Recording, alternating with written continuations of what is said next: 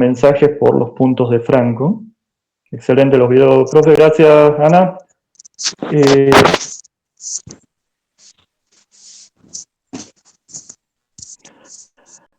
Profesor, yo fui la que puso que no pudo ver los últimos, Sí. el último video por falta de tiempo. Ah, ok. Están funcionando, digamos, eso era lo que quería ver. Les voy a pedir que abran sus micrófonos y vayan hablando directamente porque se me pierden los mensajes. Hay un alumno, ahí está, Franco. Se me trabó el punto y se empezaron a mandar solo. Dale, no hay problema. Ya está solucionado. Bibliografía que recomiendo sobre victimología. A ver, la bibliografía específica en materia de criminología, o bien van a encontrar artículos de fines de la década del 40, principios de la década del 50, de corte positivista, que son a los que hacemos referencia tanto en la bibliografía obligatoria como en la clase, o bien pueden llegar a encontrar algo de bibliografía, pero sobre todo en inglés. En español hay poca bibliografía victimológica propiamente. De hecho, nobleza obliga, vamos a confesar, estuve tratando de descargar algunas cosas en PDF para ponerles ahí, pero salvo en inglés, no he encontrado nada dando vuelta en la red. Hay muy buenas autoras, sobre todo de lo que se ha denominado en los últimos años victimología feminista, pero no están por lo menos de libre circulación esa bibliografía. Me comprometo a seguir escarbando a ver si encuentro algo y se los pongo en el aula virtual y también les mando a través del grupo de WhatsApp. De momento, ¿qué es lo que particularmente más me interesa de esta bolilla?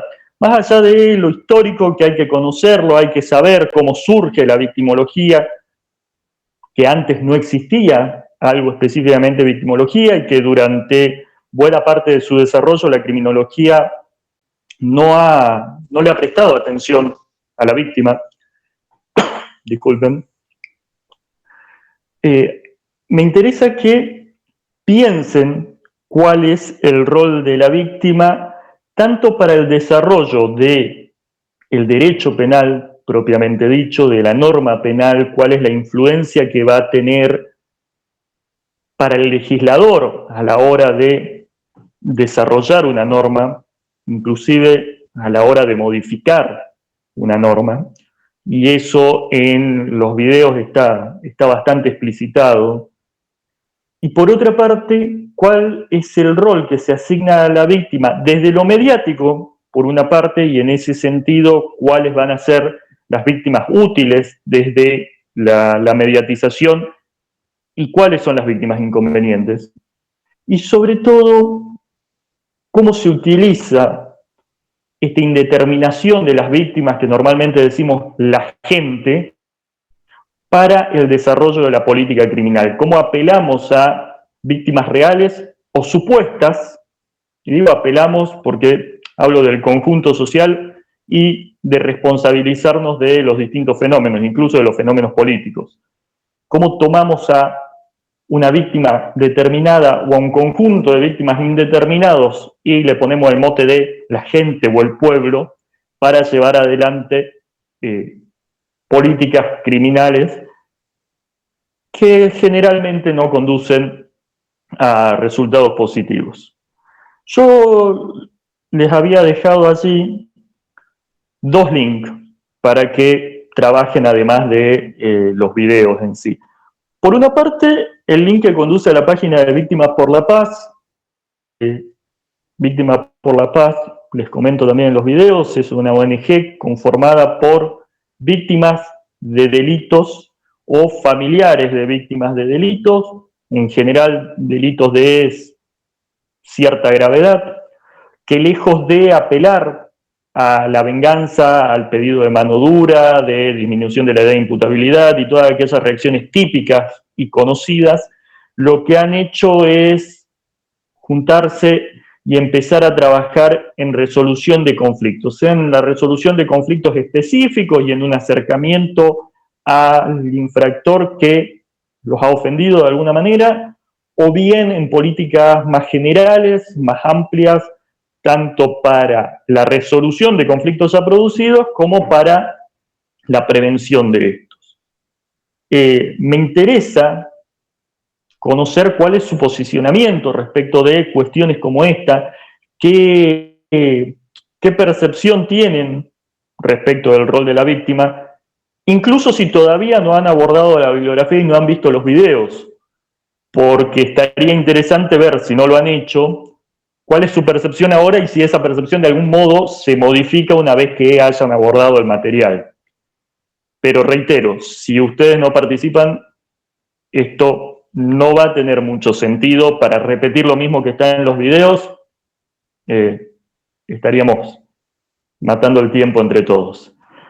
Por otra parte, les había dejado también el link de la encuesta nacional de victimización, de la última encuesta que data de 2017 y que releva en sí datos de 2016, y que es el instrumento que nos permite objetivizar cuáles son los niveles de victimización en distintos, a quiénes afecta más el delito, qué tipo de delito, en qué horario se cometen los delitos, de qué manera reacciona la sociedad frente a esto, si denuncia o no denuncia, y si no lo hace, por qué no lo hace, y en aquellos casos en que sí se denuncia, cuál es la sensación respecto de la respuesta que da el Estado a esta denuncia. Me parecía interesante que, por lo menos a mí me pasó en su momento cuando cursé, que no hace tanto en realidad, que el primer acercamiento con datos estadísticos, datos objetivos, a partir de los cuales se pudiese trabajar, se daba recién en esta materia, recién en criminología, y digo recién siendo benevolente, porque si me pongo a hacer un repaso rápido, en 42 materias creo que fue en la única donde había un acercamiento a datos estadísticos objetivos con los cuales se pudiese trabajar. Generalmente ustedes vienen trabajando desde la norma, con alguna materia no directamente jurídica, van a tener un acercamiento a la norma desde otro lugar, pero ese análisis de datos a partir de los cuales se pueda fundar la norma, se pueda desarrollar políticas públicas, no sé si lo habrán tenido anteriormente. Está bueno trabajar con datos, sea que posteriormente se dediquen al derecho penal, a la criminología o a algo que tenga que ver con esto, o que se dediquen a cualquier otra rama jurídica, porque los datos, la objetivización, las estadísticas nos permiten medir cabalmente cuál es el ritmo de una determinada situación, cuál es la realidad de esa determinada situación, y no apelar al yo creo, yo pienso, a mí me parece, y dar lugar a legislaciones que parten de eso, del parecer, y no del ser. Profe, buenos días o buenas Sí, tardes. Agustina. Estaba viendo Buenos días, los buenas tardes. videos, el segundo video donde Sí. habla sobre la víctima mediática, Sí. Faroni. Cuando usted habla de víctima útil, se me vino a la cabeza el caso de Fernando, del chico que lo mataron los rugbyers. ¿Puede entrar aquí como la familia, como parte de víctima útil? Porque es como que estaba en todos los canales, en todos lados, y al final, de un día para el otro, chao, no le sirvió más y desapareció.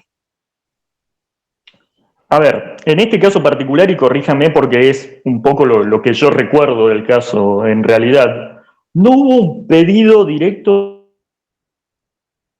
de venganza o de revancha, por lo menos hasta donde recuerdo. Sí hubo una movilización, obviamente, fue un caso que salía de lo común y por eso su mediatización no era el tipo de delito, el tipo de homicidio al que normalmente nos enfrentamos, no eran los grupos sociales o no pertenecían los agresores a los grupos sociales a los que usualmente se criminaliza, por lo que rompía el estereotipo y de ahí el interés mediático que generaba.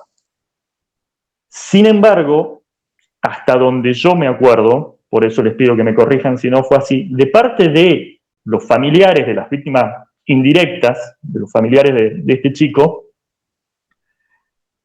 no había esa movilización por venganza. Sí había una movilización pidiendo un abordaje cabal del conflicto, que la entiendo totalmente razonable, pero no he visto esa sed vindicativa en ellos. Por lo cual, cuando hablamos de vida útil, no sé si los incluiría ahí directamente. Creo que es un caso más de lo que propiamente Zaffaroni habla de criminología mediática, de cómo se construye el objeto criminológico desde los medios de comunicación. En este caso, eran una víctima del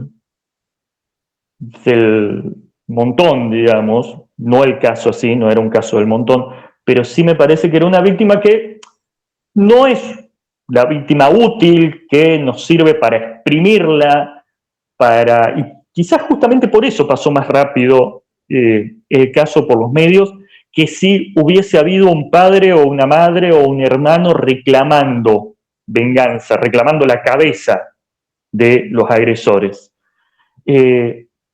Tampoco sé cuáles han sido sus intervenciones posteriores respecto del propio conflicto o de otros similares, no sé si ha habido un involucramiento, quizás sí, pero en mi desconocimiento de la situación y con los pocos datos que tengo, no sería a donde apunto al hablar de víctima útil, pero tampoco serían la víctima inconveniente que efectivamente toma un rol activo en pos de restablecer la paz respecto de su propio agresor o en la comunidad en general.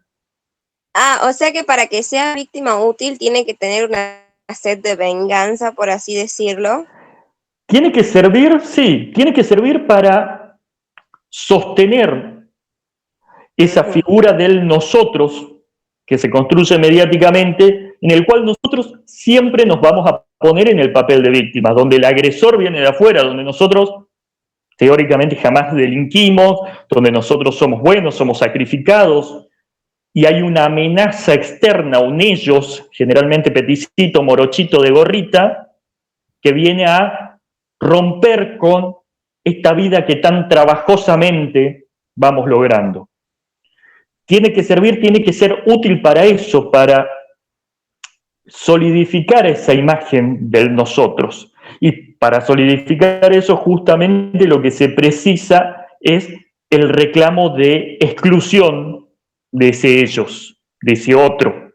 Y esa exclusión se solicita a través de la mano dura, encarcelemos a todos, se solicita y se reclama a través de mayores penas, se reclama a través de baja edad de imputabilidad, así los metemos antes para evitar que sigan delinquiendo. Es básicamente el que se pudran en la cárcel, ¿sí?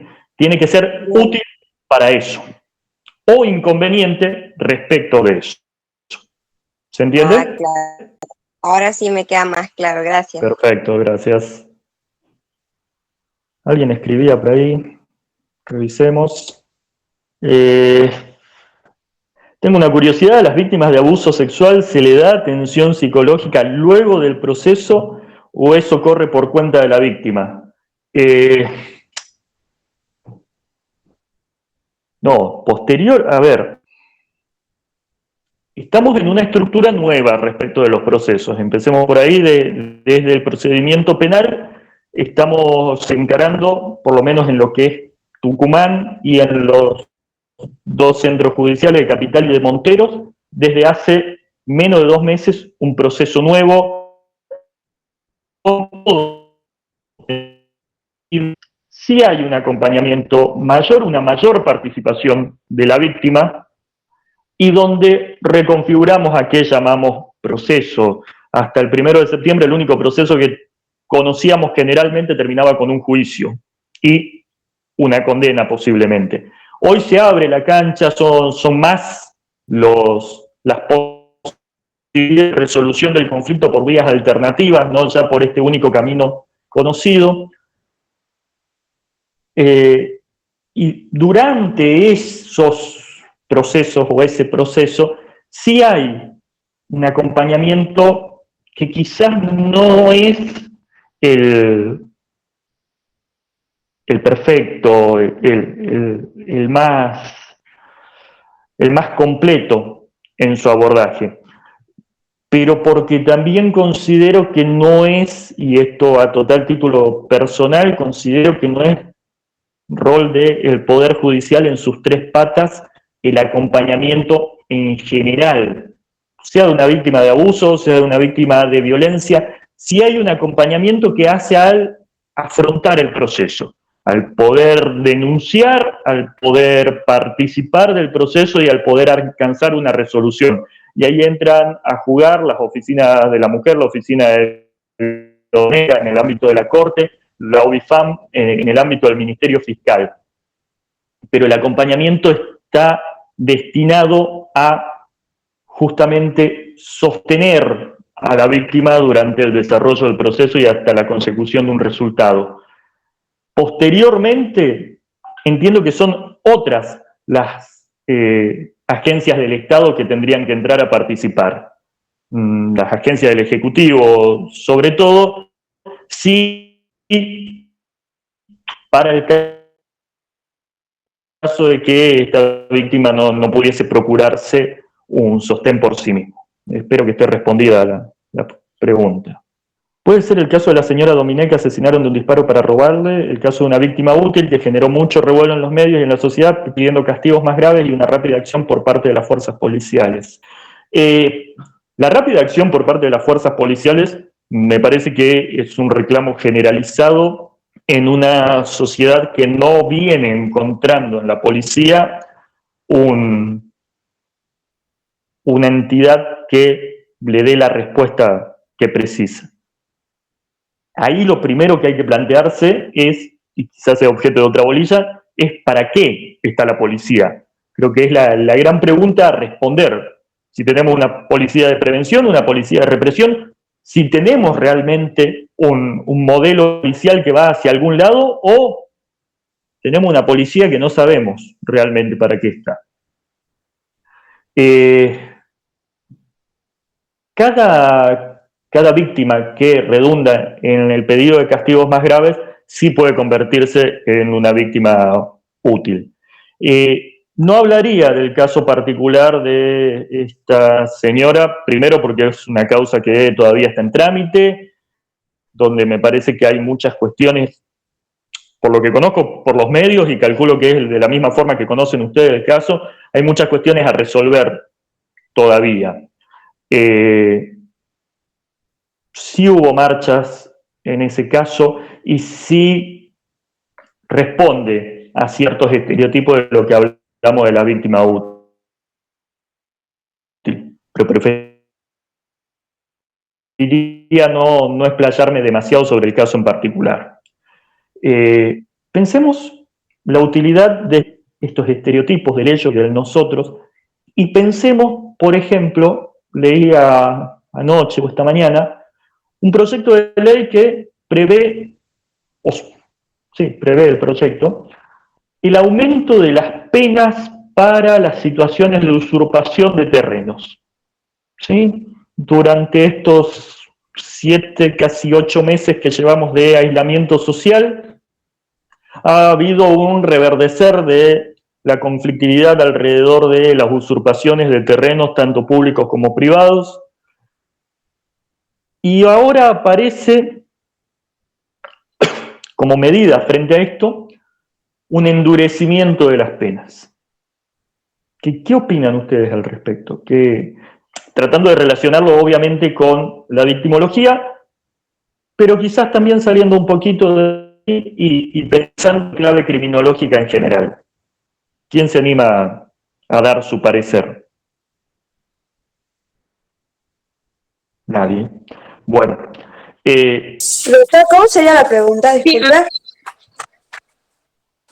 Tenemos un conflicto determinado, en este caso, la usurpación de tierras públicas o privadas, que tiene unos infractores bastante bien determinados en cuanto a identidad desde el sector socioeconómico al que pertenecen y tenemos como posible respuesta un aumento de las penas. A mí la ¿Qué verdad me opinión le parece merece? ridículo. Ajá. Siendo sincera, me parece muy ridículo porque, o sea, esta gente, supuestamente el Estado lo que tiene que dar es una vivienda digna. Y si el Estado no lo puede dar, por lo menos dejarlos que agarren un poco de terreno si puedan vivir bien para lo que pueden ellos construir. Y el Estado, yo creo que antes de poner penas tendrían que ayudar. O sea, ayudar a que la persona progrese. Si para eso estás, digamos, para ayudar al bienestar general de las personas. ¿De qué me sirve que pongas pena si la persona está viviendo mal por algo? Está usurpando, ¿no te parece? O sea, no sé, me parece muy tonto lo que están planteando.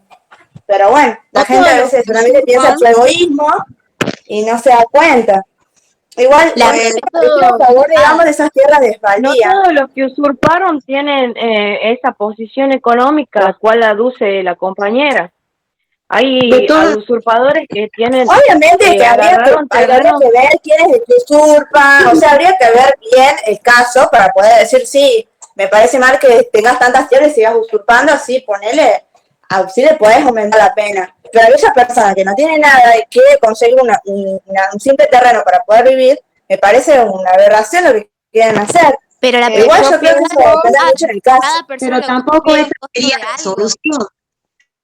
Esa no es la solución, la No propiedad estoy privada a es favor de privada. la usurpación de Cada persona tierras. consigue como puede algo. El Estado debería darle vivienda, no propiedad de otra persona. No porque propiedad Exactamente. es privada. No A tendría ver. que El darle Estado tierras debería de que es No de estoy alguien, de es propio de para alguien. que cada uno se pueda comprar lo que necesite O su sea, yo vivienda no estoy a y favor de la trabajo. usurpación de tierras, pero el hecho de que aumenten la pena no va a generar que la gente deje de usurpar. O sea, para mí la usurpación de tierras está mal, porque considero que está mal, no estoy a favor de eso, pero tampoco estoy a favor de que aumenten la pena, porque aumentando la pena la gente va a seguir usurpando. Bien, a ver. Creo que ha quedado planteado lo siguiente.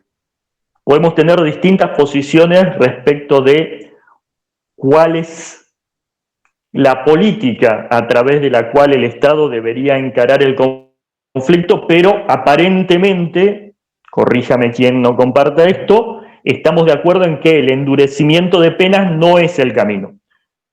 De ahí podemos ver si el Estado debe entregar tierras de manera directa, si debe generar planes de vivienda, si debe subsidiar de algún modo el acceso a la vivienda. Pero deduzco de lo que han dicho acá que el endurecimiento de penas no sería el camino. Estamos hasta ahí. Sería igual, se proyectaría de la misma manera si los infractores perteneciesen a otro grupo socioeconómico, si la conflictividad se diese no entre morochos petizos de márgenes que van a usurpar, van a ocupar terrenos de propiedad privada o terrenos fiscales, y la conflictividad se diese, por el contrario, entre sujetos de una elevada situación socioeconómica. No estamos hablando ya de espacios de 10 por 30, sino estamos hablando de cientos de hectáreas. La reacción sería lo mismo, recurriríamos igualmente al punitivismo, o cómo se solucionaría. Y me meto, como es mi costumbre, me meto donde quizá no se da, pero pensemos ahora en una situación similar que tiene por protagonistas a los hermanos Echevere. La solución, el abordaje del conflicto, ¿es el mismo?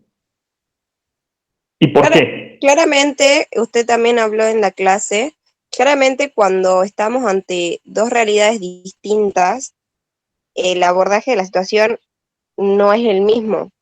Como ayer ha pasado con la gente que usurpó los terrenos donde habían encontrado la nena, que me parece un abuso de la situación, porque qué tenía que ver dónde la encontró la nena para usurpar esas tierras, me pareció ridículo, pero bueno, pero claramente que venga, ejemplo, un político y usurpe cantidad de hectáreas, no va a ser el mismo ruido o quizás la reacción no va a ser la misma. Hasta te puedo asegurar que no le van a decir nada y el político va a quedar con esas tierras. ¿Alguien más que se Yo quiera creo que, expresar? creo que Sí. ni siquiera llegaría a los medios el tema de que alguna persona de clase económica alta usurpara algunas hectáreas. Creo que ni siquiera tendrían, digamos, no llegaría a los medios. Nada, como en este Es caso de que la si gente está que en los medios, chicas, usurpación de políticos y apareció. Nada más que Pero por no ahí se le capaz da que la ustedes importancia, pero no se le da la importancia, digamos, se le da... Claro, pero de que aparece, capaz que ustedes no lo vieron, pero sí No, está. sí, bueno, pero no, o sea, no se le da la importancia Pero hay que preguntarnos si siguen con los terrenos o no. ese es el punto, digamos. Hace poco, profe, Seguramente pero no lo sé si siguen teniendo, en cambio, por como ejemplo, si es una usurpación. persona que no cuenta con los recursos, hacen escándalo en la noticia y todo el mundo lo corre. En cambio, por el peso Pero- político que tienen, capaz desaparecen los medios, pero sigue teniendo el terreno al fin y al cabo. Bueno, a eso voy, es que no aparece poco- tanto tiempo en medios. Hace poco apareció una noticia, pero no sé si entraría como usurpación, de un chico de San Pedro, creo que era el chico, donde se enteró por los medios de comunicación que le iban a sacar la casa y parte del terreno para hacer una construcción, pero no sé si entraría como ejemplo del tema. A ver, más allá de el delito en particular, o de la conducta en particular, no califiquemos todavía como delito, lo que me interesa es que identifiquemos si existe, al menos de manera aparente, una respuesta punitiva selectiva, según quién sea el infractor y quién sea la víctima. ¿Sí? Si van a usurpar un terreno de Juan Pérez, si es la misma la reacción del Estado, si ese terreno pertenece a un exministro de Hacienda o de Agroindustria. Y claramente la reacción no es la misma. Quiero que identifiquemos ese tipo de cuestiones desde lo victimológico, desde la respuesta punitiva. ¿Qué tenemos acá? El endurecimiento de las penas puede ser una solución paliativa, o sea, no atacar el problema de fondo, es un delito. La gente que entró en los terrenos, no todos están en la calle, hay muchos avivados también, sí. Pero creo que el problema es de fondo, de educación, de trabajo, de economía, etcétera. En fin, del aprovechamiento de los recursos y su distribución. Un trabajo de muchos años. El tema del trabajo de muchos años, sí, pero yo me acuerdo que hace una década atrás, con Marcelo Rubinstein, con Tita Prieto, con Sebastián Herrera Pinto, ya hablábamos de que teníamos por lo menos para 10 años de trabajo antes de empezar a ver los resultados. Poco se ha hecho en 10 años y lejos de ver resultados positivos, lo que vemos y lo que percibimos es una mayor problemática, por lo menos en cuanto a lo que es el delito urbano.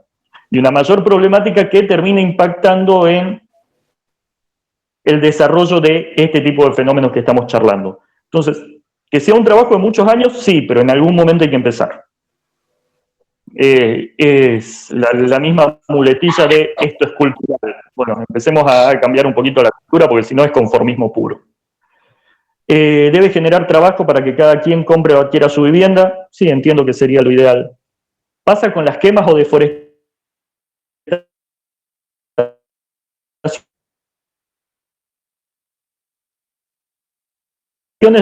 donde después se hacen propiedades privadas. Sí, la respuesta punitiva lo venimos viendo desde el principio y esa selectividad se da muy particularmente en materia de delitos ambientales y económicos relacionados a lo ambiental. ¿Alguien pedía la palabra recién? ¿Puede ser? Sí, yo con respecto, buen día, con respecto a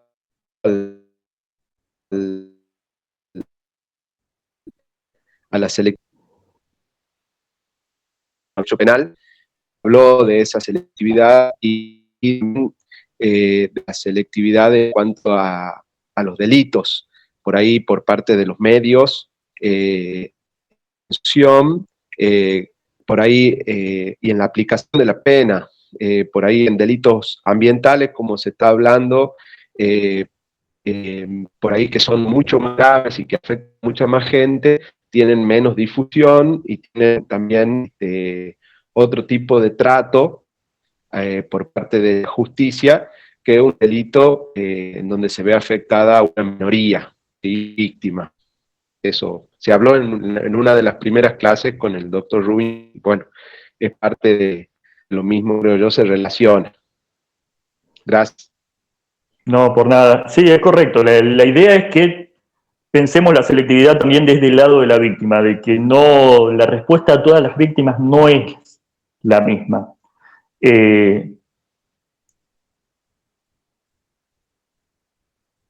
Tampoco todos nos posicionamos con la misma vulnerabilidad frente a la posibilidad de ser víctimas. Eso también es una cuestión que me parece interesante y necesaria abordar en este marco.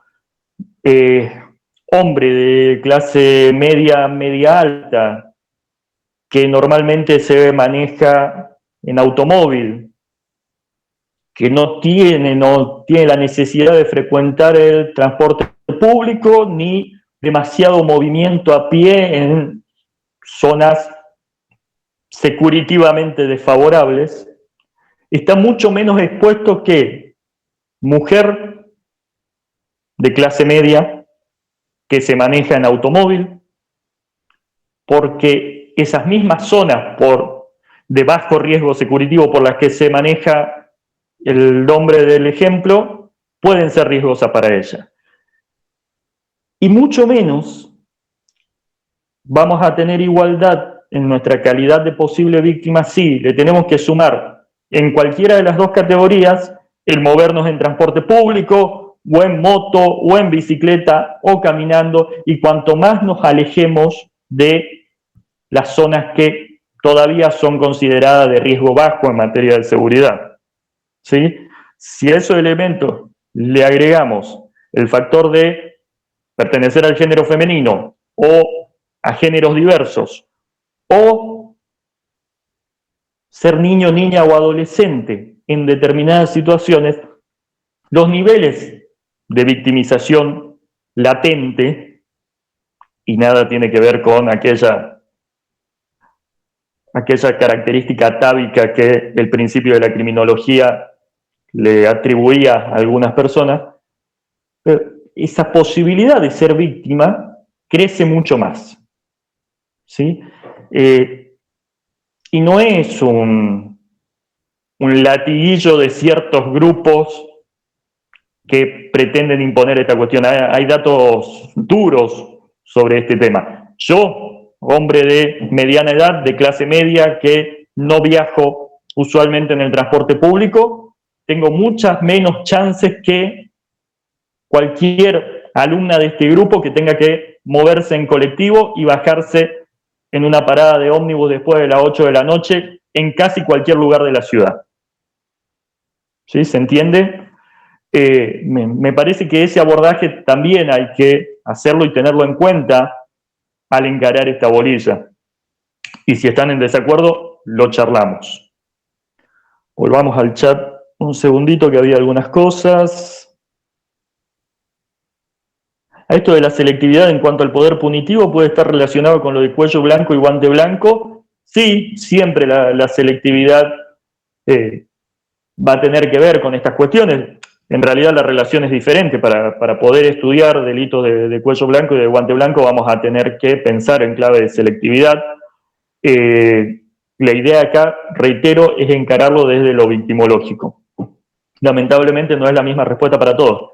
No, y esto se ve reflejado, entre otras cuestiones, en la enorme cifra negra que existe en nuestro país respecto de la denuncia de los delitos urbanos, sobre todo. El único delito que casi de manera absoluta es imposible esconder y evitar la intervención del Estado es el homicidio. ¿Sí? Respecto a un muerto, más temprano que tarde, las agencias del Estado entran a intervenir. En los demás delitos es variable, pero en general en el mundo hay cifra negra. En Argentina particularmente, la cifra negra es espantosa. Alcanza el 60% en algunos delitos. Para que quede claro de qué hablamos cuando hablamos de cifra negra, porque por ahí me voy asumiendo que estamos hablando todo el mismo idioma. Cuando hablamos de cifra negra, hablamos de todas aquellas infracciones efectivamente cometidas, que prima facie son delitos, pero que no han sido denunciadas por la policía ni ante ningún organismo estatal, por lo cual no hay ninguna intervención del Estado al respecto, y quedan ahí. Entonces, cuando vamos a medir a través de las denuncias policiales y de los expedientes judiciales, en realidad lo que estamos tomando como base es una parte del fenómeno, no el fenómeno completo. La cifra negra existe en todos los estados y prácticamente para todos los delitos, como les decía. El tema es cuán grande es esa cifra negra. Y cuando esa cifra negra supera el 50%, es obvio que tenemos un inconveniente. Y debemos saber por qué está ese inconveniente, por qué la ciudadanía no acude a las agencias del Estado luego de haber sido víctima de un delito. Si es porque el sistema está muy burocratizado y realizar una denuncia es muy compleja, si es porque la respuesta estatal luego de la denuncia demora mucho o, llegado el caso, no es la respuesta que la sociedad o el ciudadano en particular espera, si no hay el acompañamiento. Alguien preguntaba hace un rato y charlábamos el tema del acompañamiento posterior a los casos de abuso sexual. Porque no hay un acompañamiento como es necesario, porque simplemente hay un descrédito, simplemente desde lo enunciativo, no porque sea una cuestión simple en sí, porque hay un descreimiento en la generalidad de las agencias del Estado, y las agencias de seguridad no escaparían a esto. ¿Por qué? Pero necesitamos saberlo para trabajarlo. Yo creo que no hay confianza en la policía. Por ejemplo, roban y la mayoría de la gente no hace la denuncia y dicen, no, ¿para qué si no hacen nada? Es parte del problema, es una de las respuestas que se da. Por eso los invito a que por lo menos someramente revisen la encuesta nacional de victimización. Es una de las respuestas que da la ciudadanía. No creo en la policía porque no da la respuesta adecuada, porque llega tarde, porque me complican a la hora de realizar una denuncia. Tenemos que averiguar eso. Y una vez que lo averigüemos, si realmente nos comprometemos con reducir esta cifra negra, por lo menos con eso, tenemos que desarrollar una política en ese sentido. Tenemos que empezar a ver... ¿Cómo sería la solución, digamos, para poder disminuir esa cifra negra desde su punto de vista? Yo decía hace un rato que tenemos que saber para qué tenemos la policía. Y más allá de la posición que podamos tener cada uno respecto de para qué está la policía, y les aseguro que ni siquiera dentro de la cátedra estamos todos de acuerdo en para qué está la policía, pero sí tenemos un posicionamiento de para qué debería estarla. No común, es diverso. Somos 7 docentes, si no le erro a la cuenta rápida, y posiblemente encontremos 2 o 3 posiciones de para qué debería estar la policía. De lo que sí estoy seguro es que hoy no sabemos para qué está. ¿Sí? No sabemos si tenemos una policía de prevención, no sabemos si tenemos una policía de represión del delito. No tenemos idea. A ver, ni siquiera en este momento me animaría a decir que toda la institución corre para el mismo lado. hay subagencias con fines declarados y fines reales divergentes entre sí. Algunas para la prevención, creo que las menos, y otras orientadas a la represión. Y en el medio vamos a encontrar enormes aparatos burocráticos que ocupan a una enormidad de gente, que hacen que el número de agentes de la fuerza policial sea altísimo, pero la visibilidad de la fuerza no sea la requerida. ¿Cómo creo yo que se soluciona esto? Primero, resolviendo cuál es el modelo de policía que necesitamos. Les pido disculpas si escuchan llorar a mi perra de fondo. Ya se va a calmar cuando termine de pasar quien está pasando por la vereda. No le pego, doctor Rubinstein. Llora por las dudas antes de que yo la rete. La cátedra está a favor de la pistola Taser. Tampoco estamos todos de acuerdo, ¿sí? No voy a asumir una posición desde la cátedra. En lo personal, no tengo una posición definida, realmente. Soy un poco ambiguo respecto de las Taser. No me preocupa tanto la Taser en sí, sino el uso que se le pueda dar en este marco de desorganización, ¿sí? Doctor, ¿y usted cree que siempre hay sería que mejor contextualizar. subdividir el poder coactivo? ¿Cómo? Si usted cree que está bien subdividir el poder coactivo. Subdividirlo entre quiénes. Entre las policías, o sea, crear dos tipos de policías para poder no concentrar el poder, sino como delimitarlo. Porque yo veo que se le da mucho poder, por ejemplo, a un comisario y al fin y al cabo termina haciendo lo que quiere. En cambio, yo creo que si habría una subdivisión de poder, como se hace por lo general en todos los poderes, en ámbito de poder acá en Argentina, yo creo que capaz se podría un poco delimitar la corrupción. Es una de las posibilidades. El control civil de las policías, el control por agencias externas, porque asuntos internos sea una agencia externa, es la generalidad de las organizaciones policiales y uno de los que más suele funcionar, ¿sí? Yo soy un convencido de que en este país somos grandes generadores de buenas normas y de buenas estructuras, y a la vez somos los mejores para tergiversar su aplicación práctica.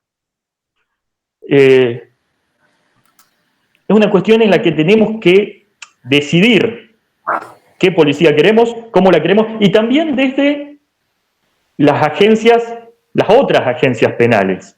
El Ministerio Fiscal viene viviendo una transformación en los últimos años que, simpatías políticas o no, viene siendo bastante interesante y que incorporó, bajo otra denominación, el ESIF, y nunca me acuerdo exactamente qué significa la sigla, equipo algo de investigación forense, de investigación fiscal, incorporó la Policía Judicial, un reclamo por años de esta cátedra, entre otros sectores.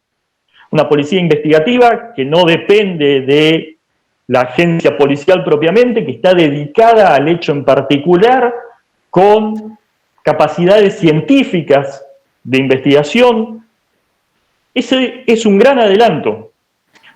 Fue sacarle a la policía, como la conocíamos, esa parte del proceso. Y eso genera una especificidad. La policía ya no va a esa parte y podríamos a partir de ahí empezar a trabajar en una policía de prevención, una policía de acercamiento. Pero nos está faltando dar esa vuelta de tuerca. Igualmente, para no quedarnos acá en los modelos policiales específicamente, lo que me interesa es que sepamos que hay un altísimo índice de víctimas que no recurren al Estado y que nos empecemos a plantear el por qué no recurren al Estado y cómo deberíamos hacer como sociedad y como órganos de gobierno, los que de algún modo participamos en ellos, para que esta situación se modifique. Esta situación es necesaria que se modifique no solo desde el hecho de brindar una mayor contención, de generar agencias más eficientes, sino también desde poder contar con datos más objetivos que nos permitan reelaborar políticas públicas para el abordaje de los conflictos. Si no, siempre estamos en la suposición de que atrás de todo esto hay una cifra negra enorme, que después la terminamos comprobando, y cualquier política pública que parta de una cifra negra tan grande es poco probable que vaya a tener éxito. No. ¿Qué opinan de la policía privada como la hay en Estados Unidos y demás países? Personalmente no estoy a favor de la privatización de la seguridad ni en materia policial. Y ojo, en Argentina podemos hablar de privatización de la seguridad y en Tucumán muy particularmente es un fenómeno que ha crecido mucho, pero es para otra conversación. Pero ni en materia policial ni en materia de cárceles, que también es un fenómeno que en Estados Unidos se da mucho, en otros países del verdadero primer mundo también, y funciona mejor, pero en general no estoy de acuerdo, y no estoy de acuerdo en general con las propuestas securitivas que vienen del gran país del norte. A mí me robaron en la terminal y vino un motochorro y me arrebató la cartera y me quedé sin nada ni para volver a casa y ni siquiera me ayudaron ni la policía ni la seguridad que hubo adentro. Me quedé sola y no hice la denuncia porque si no me ayudaron cuando no tenía para regresar a casa, menos lo iban a hacer con la denuncia. Sí, esto es parte de muchas de las respuestas que se obtienen cuando uno consulta el por qué no se denuncia. Profe, hay muchas mujeres víctimas de violencia de género, por ejemplo, que dicen que no les toman las denuncias. ¿Qué pasa en ese caso? A ver. Sí, es posible que así sea. Micrófono abierto por ahí. Mariela, Vargas, por favor, silencia tu celular, tu micrófono. Perdón. No hay problema. Gracias. Es posible que haya muchas denuncias en general y particularmente en materia de violencia doméstica o violencia de género que no son tomadas o no son abordadas como corresponde. Yo les decía, sí, doctor Rubinstein. Sí, discúlpame, me gustaría intervenir en ese punto. Hoy por hoy, o sea, eso de que no le toman la denuncia sí era una realidad años atrás.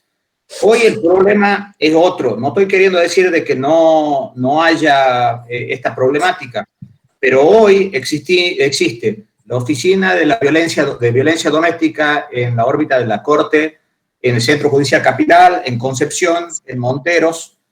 Existen algunas policías especializadas en violencia de género atendidas exclusivamente por mujeres, porque sí es verdad, la policía es patriarcal y muchas veces una mujer va a la comisaría del barrio y lo va a denunciar al marido, que es amigo, que juega al fútbol con los mismos policías y le dice, no, bueno, te debe haber pegado por algo, no lo denuncié, mira que lo vamos a tener que poner preso y vos mañana te vas a arrepentir. Bueno, hoy eso sigue existiendo, pero existen muchos más canales de denuncia que puede efectuar una mujer en muchos lugares, tanto en la justicia como en las comisarías. Pero el problema hoy en día pasa por otro lado. Hoy, si ustedes les preguntan a las fiscales o a las defensas públicas, el problema no es que no le toman la denuncia a la mujer, sino que la cantidad de denuncias verdaderas y cantidad de denuncias falsas de mujeres que en pos de sacárselo de encima al marido, entonces hoy la violencia de género representa globalmente, en muchos casos, el 70% de las causas que llegan en primera instancia a una fiscalía. Entonces, 300, 400 denuncias por día, no hay organismo que dé abasto. Entonces, el principal problema no es que no toma la denuncia, sino que hoy entran casi todas las denuncias, pero no hay un tiempo físico para determinar cuál es la grave y cuál es la menos grave. No sé si ustedes conocen el término de medicina durante la guerra, el triage, en donde se pone una etiqueta roja al que ya no es peligrosísimo y sí o sí, digamos, es insalvable y tiene que morir. A ese se lo deja de lado, al verde de atención inmediata y el amarillo es el que puede esperar. Bueno, acá las oficinas trabajan en una especie de triage en donde se tiene que decir, esta denuncia es gravísima, esta es grave y esta es menos grave. El tema es que no hay tiempo, no hay cantidad de fiscalías necesarias ni de operadores jurídicos para tomar esa denuncia. Entonces, de esas 400 denuncias, puede haber 20 que son efectivamente de acción inmediata, pero hasta poder determinar cuál es grave y cuál es menos grave, muchas veces mujeres mueren por esta circunstancia, por la cantidad que existe y no por la falta de toma de la denuncia. Insisto, con esto no significa de que las comisarías de barrio no sigan teniendo esta práctica de no querer tomar la denuncia. Gracias. Doctor, Gracias, Marcelo. si me permite Sí. dar un punto de vista, Sí. yo creo que hay muchas cosas que también se tienen que tener en cuenta. Por ejemplo, a veces una persona no denuncia los hechos porque a veces considera que la policía no tiene la eficacia para solucionar los problemas, porque muchas veces, como dice el doctor, una persona va a denunciar y a veces uno dice, bueno, siéntese, espere, o no es su jurisdicción, o no toma realmente en cuenta, digamos, la situación. A mí me tocó una situación particular de que era en un colectivo y una mujer se largó a llorar, estaba con 3 niños muy pequeños. Y le pregunto qué sucedía, y me decía que venía escapando, digamos, el marido que la venía siguiendo detrás del colectivo. Y yo le pregunto qué era lo que ella quería hacer, si quería ir a algún lugar, que yo la acompañaba, que no había ningún problema en ese momento. Me puse en situación de la mujer con sus 3 niños, entonces le acompañé y le digo qué es lo que ella quiere hacer, si quería que llamemos a alguien o llamemos directamente a la policía. Y justo que el colectivo nos deja frente a la comisaría que está en el parque, cerca de la Facultad de Psicología. Entonces vamos a ese lugar, pedimos, digamos, en mesa de entrada hacer la denuncia, y el señor de ahí de entrada me dice que no correspondía porque esa policía no era la jurisdicción del domicilio de ella. Y yo le digo, se sacó a los menores que estaban ahí, los llevó a la parte de atrás con mi hermana, y le hablo a este sujeto y le digo que él nos puede negarse a tomar una denuncia, porque en este caso no es una situación fácil. La mujer viene escapando de un sujeto que la viene persiguiendo detrás de un auto. Entonces, si el policía no se pone en esa situación y nos manda a otra comisaría, entonces en ese caso nos muestra esa incompetitividad que tienen ante las situaciones. Incluso le digo, venía una mujer policía y digo que me pasara para hablar con ella sobre esta situación, porque obviamente como mujer debería ponerse en esa situación con los menores que estaban. La mujer dijo, no sé, no, yo tomo las denuncias. Es como que se lavaba las manos en esa situación. Y yo le digo que exigía hablar con el que estaba a cargo en ese momento del turno, y recién nos dejaron pasar, porque si era por ellos y la chica como estaba en una situación de shock, la señora iba a terminar fuera de la comisaría y el tipo seguramente se le iba a terminar llevando. Después, bueno, hicimos un par de cosas más aparte de eso, pero en ese caso yo me doy cuenta de la incompetitividad que tiene la policía frente a la situación. Bien. Sí, a ver, de lo que están charlando son problemáticas casi consuetudinarias en la estructura policial, por lo menos en lo local. Lo que es el fenómeno de la violencia de género y la violencia doméstica lo van a abordar en profundidad en la próxima bolilla. Acá en el chat se está dando un debate de si es o no es cuestión de capacitación. En gran parte, sí tiene que ver con capacitación, pero sobre todo tiene que ver con algo que decía Marcelo, que es convivimos en una cultura eminentemente patriarcal y eso atraviesa a todas las agencias del Estado como atraviesa a toda la sociedad. A partir del femicidio de Micaela García y por un movimiento positivo, ahí tenemos víctimas inconvenientes, un movimiento positivo de la familia, se llevó adelante un proceso legislativo que dio lugar a lo que se conoce como Ley Micaela, y hoy todos los agentes del Estado nos estamos capacitando en materia de abordaje de este tipo de conflictividad. Eso es favorecer el modo de resolver los conflictos, es tratar de modificar esta situación. Marcelo recién marcaba que en la Comisaría de la Mujer y en la mayor parte de las agencias judiciales que trabajan con este fenómeno, en general los agentes encargados de recibir la denuncia y darle abordaje son mujeres, por una cuestión de empatía, de posicionamiento. Lola Anillar de Castro ya hablaba hace 15, 20 años atrás de posicionarse como juez natural la mujer de los conflictos de la propia mujer. Y esto es un postulado en el que en general coinciden los feminismos, que las problemáticas de las mujeres tienen que ser tratadas por mujeres.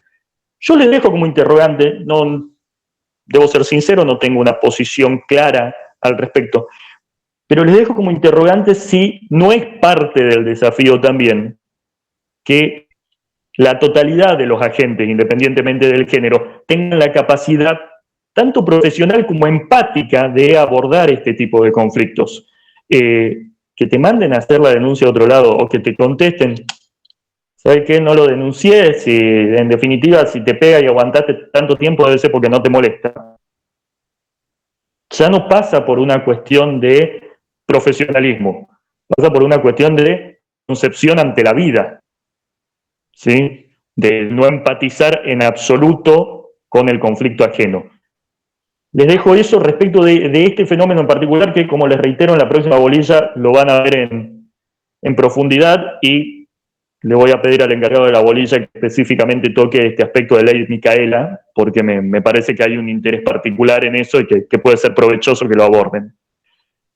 ¿Alguna otra cuestión? A ver, algo más en el chat. A nosotros también nuestro trabajo nos están capacitando sobre la ley Micaela, espectacular. El caso de los niños maltratados, ¿puede explicar un poco, profe? Es tema de la bolilla 6, ahí van a entrar en profundidad sobre niños, niñas y adolescentes sujetos de violencia, y también seguramente van a ver algo de niños testigos de situaciones de violencia. Sí, alguien pedía la palabra. Doctor, sí, yo, bueno. La justicia por mano propia no está justificada en ningún caso, pero volviendo a lo que ustedes decían, esa falta de eficiencia de los órganos oficiales también podría generar en la población ese impulso de querer hacer justicia por mano propia también. Sí, es un impulso vindicativo, ¿no? Sí. Yo le sacaría todo mote de justicia, porque de justo entiendo que no tiene nada. Es una expresión que comúnmente se usa, sí, ¿verdad? Sí, utiliza, nada más hago la aclaración para abordarlo. Sí, es una de las motivaciones desde la clase de presentación y hasta que se deshagan de nosotros. Vamos a insistir, el fenómeno criminal en general y cada uno de los aspectos que lo integran es complejo y no es monocausal. Uno de los aspectos es el descreimiento en las agencias del Estado. Sí, me parece que hay mucho más que eso para llegar a extremos tan graves como los que estamos viviendo hoy en Tucumán y que nos permiten levantarnos todas las mañanas a la mayoría sin demasiada preocupación. Y eso también es muy grave. ¿Sí? Que no nos interese tan fuerte esta cuestión, que nos espante, pero no nos saque el sueño. Ahí hay algo que replantearnos socialmente. Uno, reitero, para dar respuesta, uno de los motivos es muy probablemente la falta de creencia, de confianza en las agencias estatales que intervienen en el delito. Es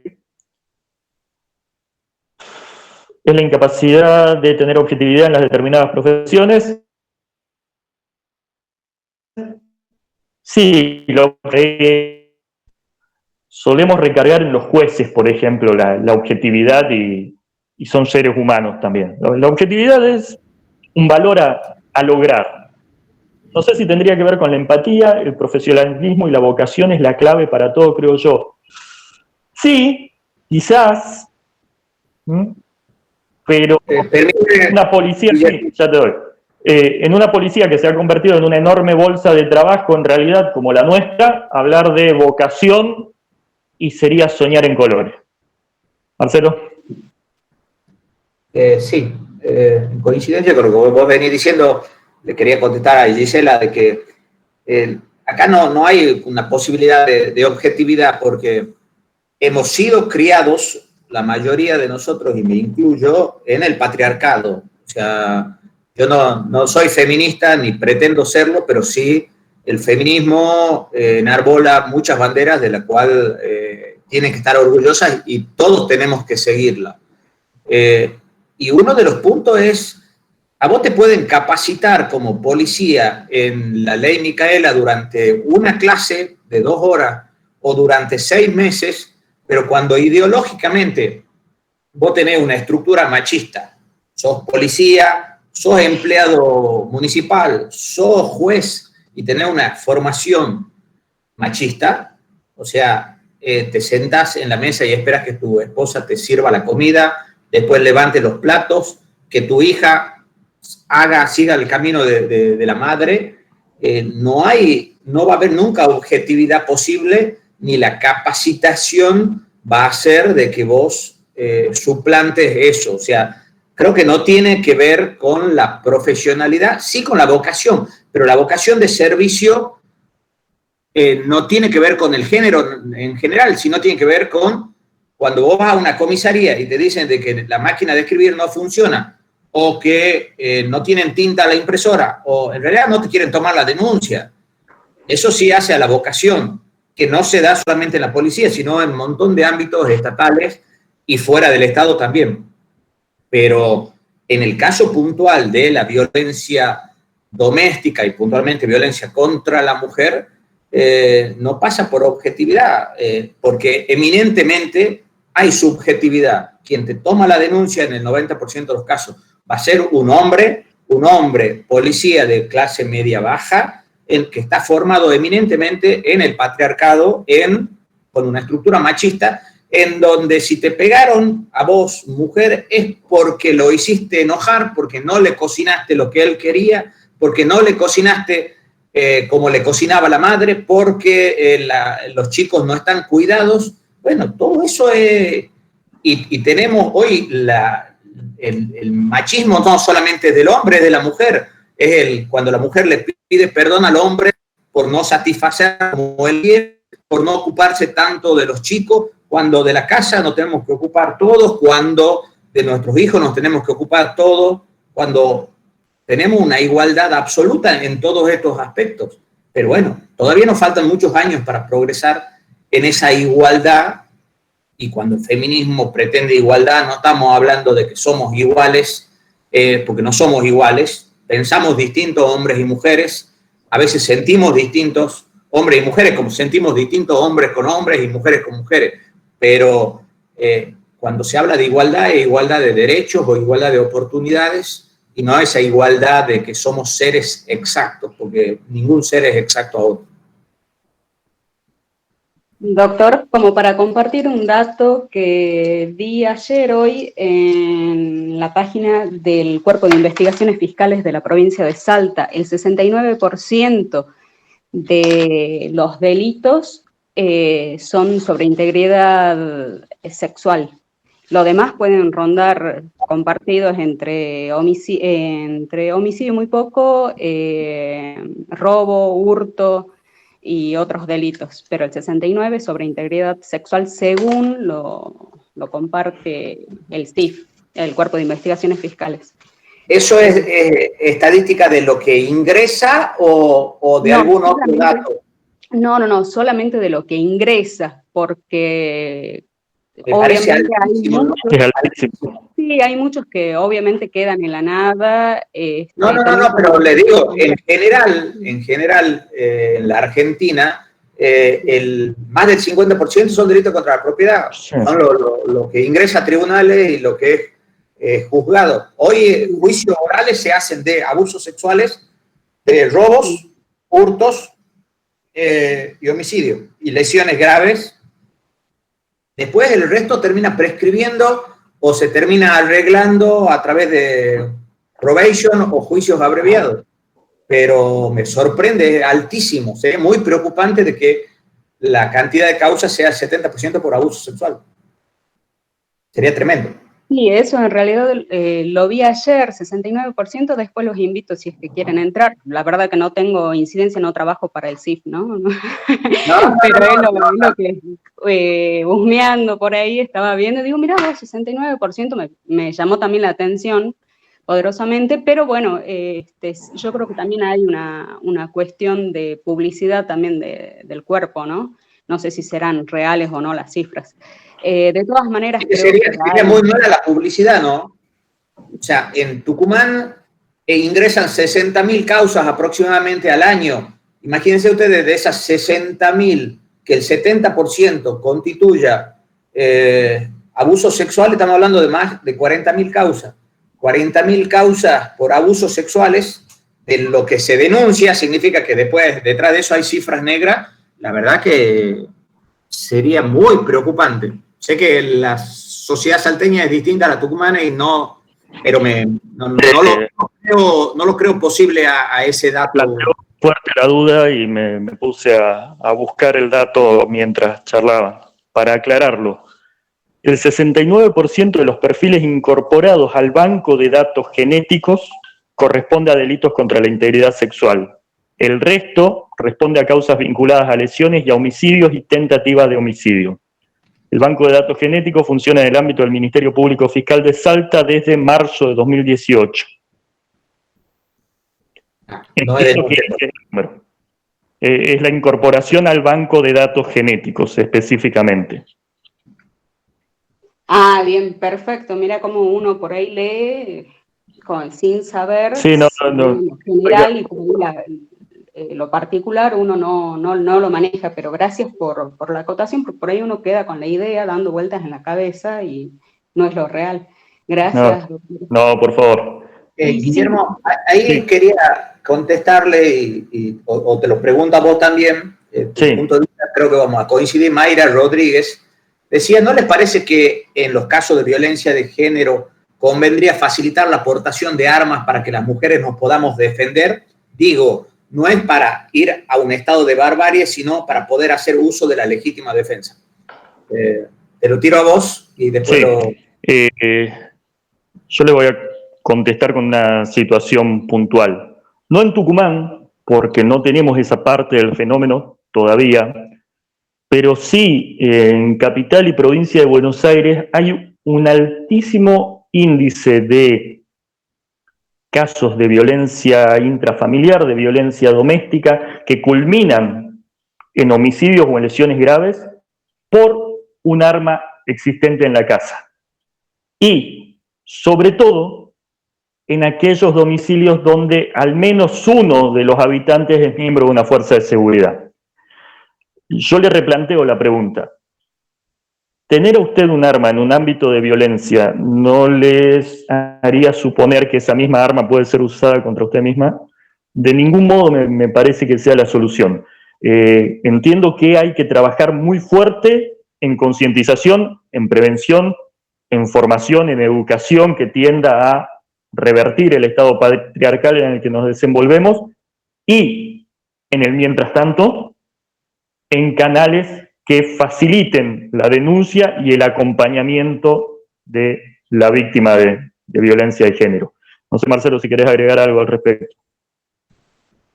Sí, primero que no estoy de acuerdo con las armas en general. Para mí las armas, como dice el dicho, las maneja el diablo. No, hay más posibilidades de que teniendo un arma, tu hijo jugando se meta un tiro, que vos tengas la posibilidad real de defenderte. Y para eso existen las estadísticas. Digamos, las estadísticas sirven para mostrarte una realidad, y la realidad es más importante que la simple creencia o lo que pueda decir o opinar a veces una persona en general, ¿no? No estoy hablando de tu caso en particular, hablo muchas veces la gente que opina por opinar sobre temática penal en general. En la mayoría, o sea, vamos a estadística 2019, del 2019 hubo 141 homicidios dolosos en la provincia de Tucumán, de los cuales, si no mal recuerdo, 18 han sido femicidios en un sentido amplio, no en el sentido penal, sino en el sentido más feminista. O sea, la muerte de una mujer no por ser mujer, sino porque murió una mujer, cosa que no se condice la visión criminológica de la visión de la estructura penal. O sea, no es un artículo 80, inciso 11, sino, por ejemplo, el caso de Abigail está caratulado como femicidio y técnicamente no es un femicidio desde el punto de vista penal. De esos 18 casos, en la mayoría, creo que, si mal no recuerdo, voy a insistir, en 12 casos se trata de parejas o exparejas. No sé en qué posibilidad, si una mujer tiene un arma, va a tener posibilidad de sacarla al arma, cargarla y defenderse, porque muchos de los ataques son en la vía pública, y en la vía pública la mujer no puede ir armada porque, como habrán visto los que han cursado penal 2, una cosa es tenencia y portación, y la portación está prohibida para los civiles en general, sean hombres o mujeres.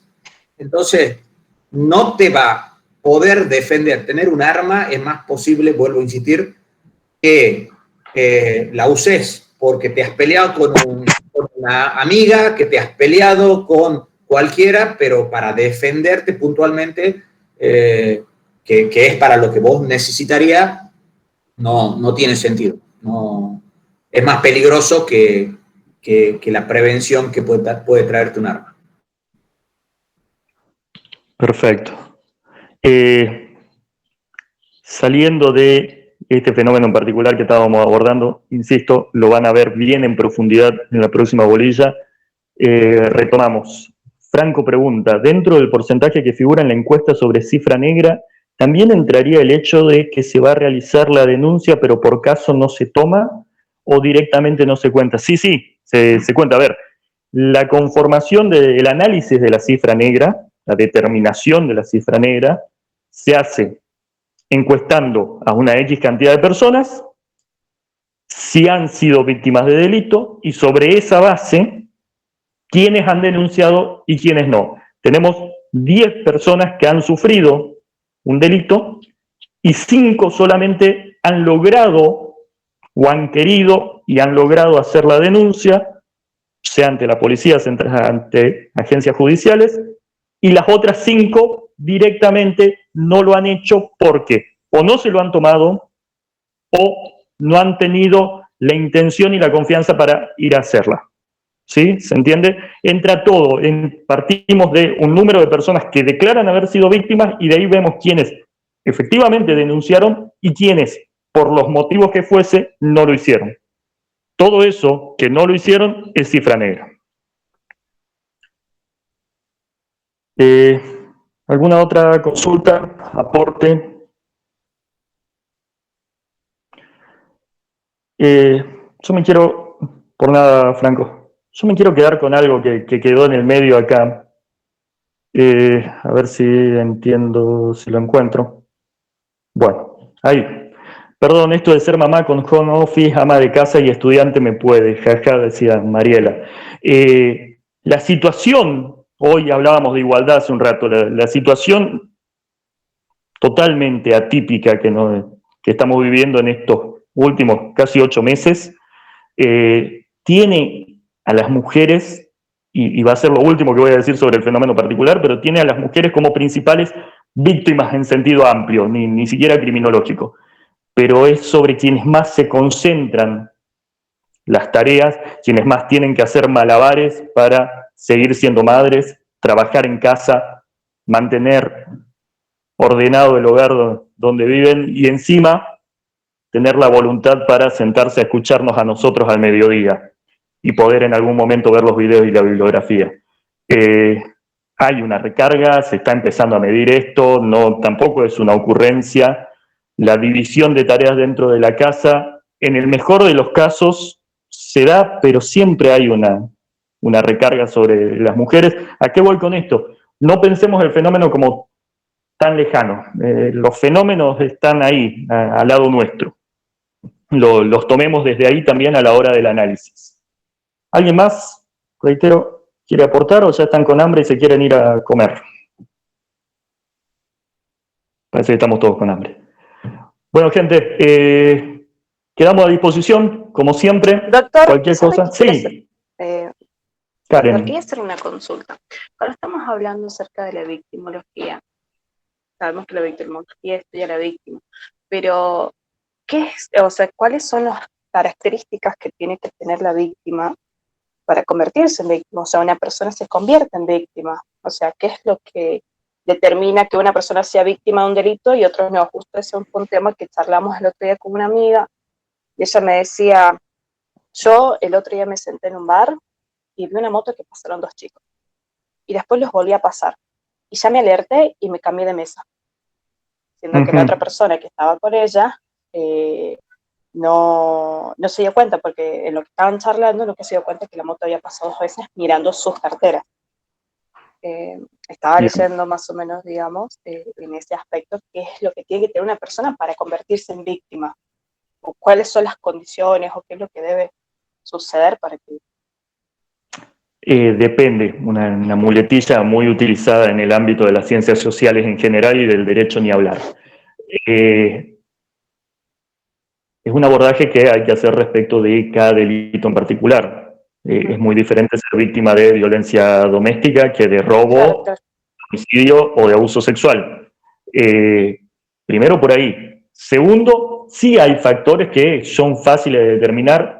Por ejemplo, en materia de delitos contra la propiedad va a estar mucho más expuesto, yo les decía, quien tenga que viajar en transporte público, bajarse en una parada tarde por la noche y caminar por una vereda mal iluminada, que yo, quien generalmente me subo al auto dentro del garaje de mi casa y me bajo en alguna cochera cerca de mi trabajo, entro, cuando salgo vuelvo a hacer el mismo camino inverso.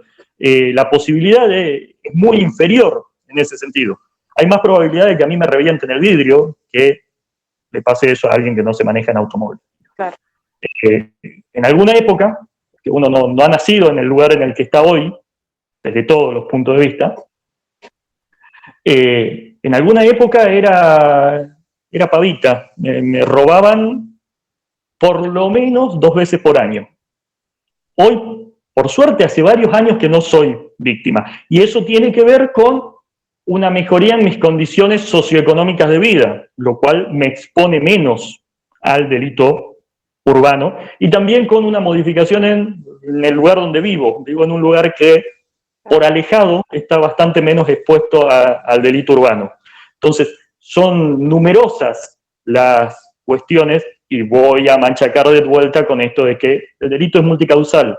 Ser víctima, enrolarse como víctima es multicausal. Seguramente si nos ponemos a analizar uno por uno, vamos a ver por qué determinadas circunstancias hemos sido víctimas en algún momento y por qué no lo hemos sido en otro. Y es, salvo en delitos determinados como la violencia doméstica, por ejemplo, es bastante difícil establecer regularidades respecto de las víctimas. Más en materia de delito contra la propiedad, de delito urbano, donde vamos a encontrar que las víctimas son bastante diferentes y bastante variadas, sobre todo. ¿Está respondido de alguna manera? Sí. Depende. Igual, Karen, la temática de la victimología a nivel histórico y a nivel actual, como bien dijo el doctor Puig, interesa en tanto y en cuanto determinadas víctimas son víctimas de manera sistemática.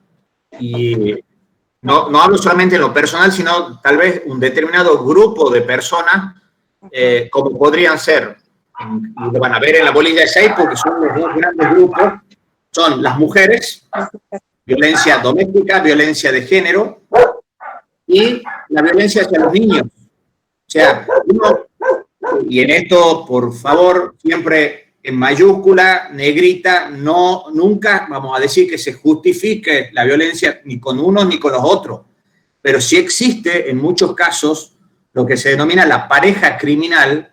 No sé si a ustedes tienen amigas que dicen, mis novios siempre me maltratan. Bueno, existen, no por culpa de la mujer, pero sí existen determinados condicionamientos o determinados comportamientos de la mujer que hace a su baja autoestima, que busca inconscientemente hombres violentos que reafirmen lo que ella tiene en su cabeza de que no sirve para nada. Entonces, ahí es donde es importante no solamente centrar la mirada en el victimario, el hombre violento, sino en la mujer víctima. ¿Para qué? Justamente para eliminar el factor de la violencia entre el hombre y la mujer en estos casos que son patológicos. De la misma manera hay mujeres que dicen, ay, todos los novios que he tenido siempre me han sido infiel. No es casualidad, muchas veces son causalidades. E insisto, no es que la mujer lo busque, no es el por algo será. Pero si hay una relación enfermiza, a veces en donde ella termina justificando de que el maltrato de él no es por culpa de la violencia de él, sino porque ella hizo algo. Tiene que ver con cuestiones psicológicas, pero dentro de esa psicología también hay cuestiones sociológicas que merecen la pena ser estudiadas para prevenir este tipo de violencia. La mujer víctima del robo no lo es por ser mujer únicamente. A veces, si yo fuera ladrón de celular, voto arrebatador, y la verdad prefiero robarle a un niño o a una mujer que robarle a un hombre, porque sé que van a tener menos poder de defenderse. Pero no le estoy robando por su condición de mujer, sino por su mayor debilidad. No, si fuera una mujer y mucho más grande que yo y fuera físico-culturista, indudablemente no la atacaría. Pero tiene que ver no por su condición de mujer, sino por su condición de grandota. Bueno, en los delitos contra la propiedad, la víctima no es algo trascendente a los efectos criminológicos, victimológicos. Sí lo es en cuanto a la violencia. Mujer y niños son dos entidades para ser estudiadas porque sí hay factores que se repiten. Tenemos el caso, por ejemplo, Wanda Tadei, que fue quemada viva por su novio, su pareja, que era el baterista de Callejeros. A partir de eso, de esa situación, que debe haber sucedido hace más de 10 años, muchas mujeres murieron quemadas. ¿Por qué se reitera este fenómeno? Y habría que estudiarlo desde el fenómeno del hombre violento y de la mujer violentada. Esto no pasan las cosas por casualidad, pasan por algo, por factores psicológicos y sociológicos que hacen que muchas de las conductas se repitan porque se copian. Y ¿saben ustedes cuántos homicidios hay anualmente? Ya les dije, el año pasado 141. ¿Saben cuántos suicidios hay? ¿Salen en el diario los suicidios? No. ¿Por qué no salen? Porque cuando empiezan a salir suicidios aumenta la tasa de mortalidad de gente que empieza a suicidarse, porque hay un efecto copycat. Bueno, con la violencia, esto es una opinión personal, por supuesto, con la violencia doméstica, fundamentalmente la violencia de género, pasa algo similar. Por eso yo no comparto en lo particular muchas veces cuando las feministas dicen de que hay que visibilizar, que está bien que se denuncie, está perfecto que se denuncie, y está perfecto que salga en los medios de comunicación cada denuncia.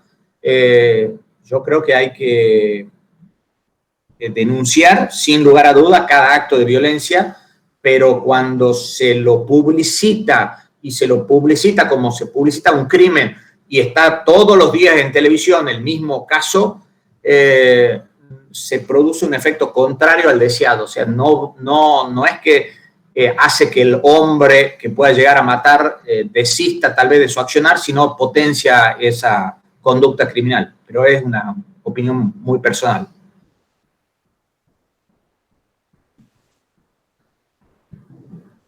Bien. ¿Alguien más? ¿Consultas? ¿Aportes? Bueno, reitero, quedamos a disposición, como siempre, por todos los canales de contacto. Cualquier duda que les surja, obviamente estamos aquí para responderla. Conmigo en lo particular, nos vamos a estar reencontrando en un par de semanas para abordar una nueva bolilla. Ustedes hasta el martes, que van a ver la bolilla 6, y como les decíamos, van a encarar más en profundidad el fenómeno de la violencia de género y la violencia contra la niñez. Gracias Nos estamos viendo. Hasta el martes. Chao, profe.